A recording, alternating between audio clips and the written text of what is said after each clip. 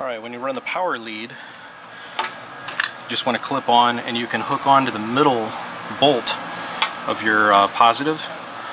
And then down in here on the left hand side, you can't really see because it's super dark, all of the wiring harness goes into a boot down there, and you can use a screwdriver to push along the side of the wire bundle of wires to cut a little hole in that, and then you can just gradually push the wires through alongside the rest, and it comes out in the footwell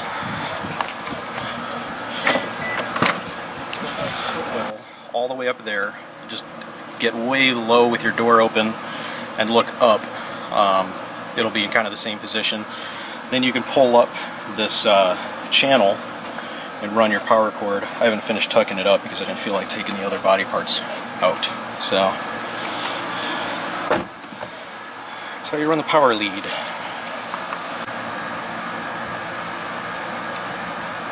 Alright, this is my sub setup in my BRZ. I've got a Rockford Fosgate PBR 300x1. It's the power connection.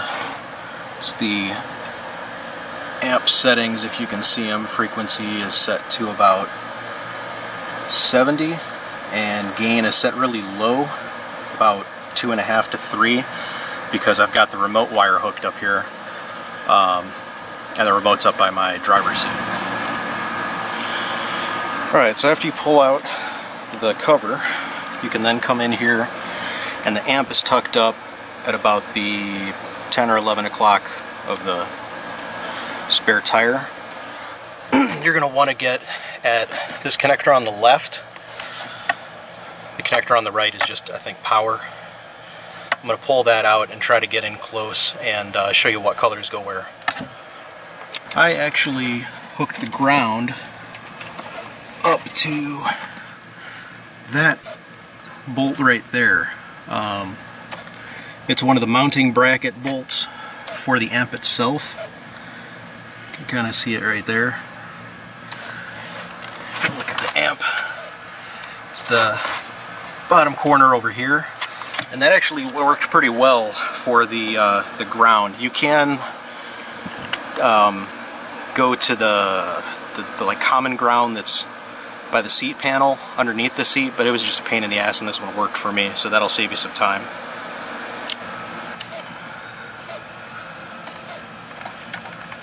Okay, so I believe left channel is the mint green for the positive lead, yellow for the negative. And then flipping to the other side, you can see white is the positive and light blue is the negative for the other channel. And I actually used the amp channels, the amp wires, not the wires going out to the speakers. They tend to lead a bit better. The amp on, remote on, is the green wire. You can't really see it too well, but it's on the bottom on the right hand side, or yeah, left hand side. It's the kind of medium green color, and that will do your amp remote on. The best thing to do is use posi taps. They are super handy and reusable, and yeah, they got a really good connection, and I'll do an example of what the car sounds like with this all hooked up. Alright, and this gives you an idea of my trunk with everything back inside it. The amp and the sub are tucked right up. There's like a tiny little bit of clearance in between. You can't really see it because it's all black. But my amp tuck, I screwed right onto the back of the amp, on the back of the sub, and I can actually adjust my my gain and everything right there. And I use a trunk organizer that has Velcro and rubber on the bottom of it, so it doesn't go anywhere. Nothing slides around. And I've got these handy Rubbermaid tubs for my SCCA helmet and other miscellaneous stuff. So that keeps my jumper cables and everything pretty tidy.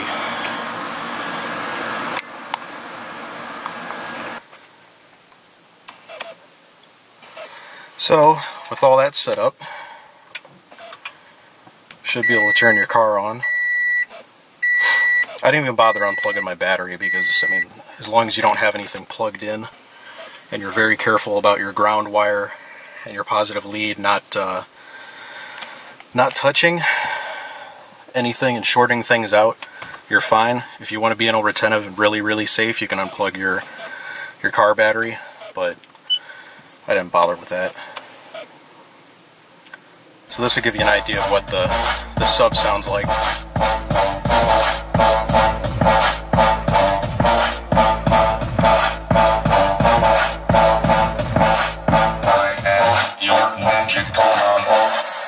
Step out of the car.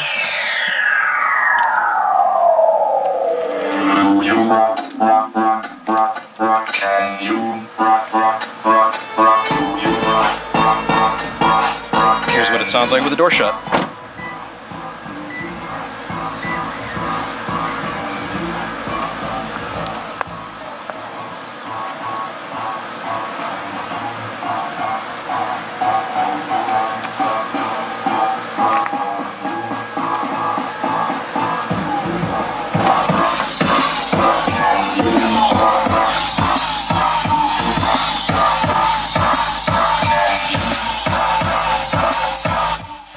So, not bad for a real quick job, and I just used the 10-inch Rockford Fosgate Power pre-built closure. You can get it on Amazon for about $100, and the PBR 300x1 for I think like 125, 135, and it is more than enough bass for this car. I mean,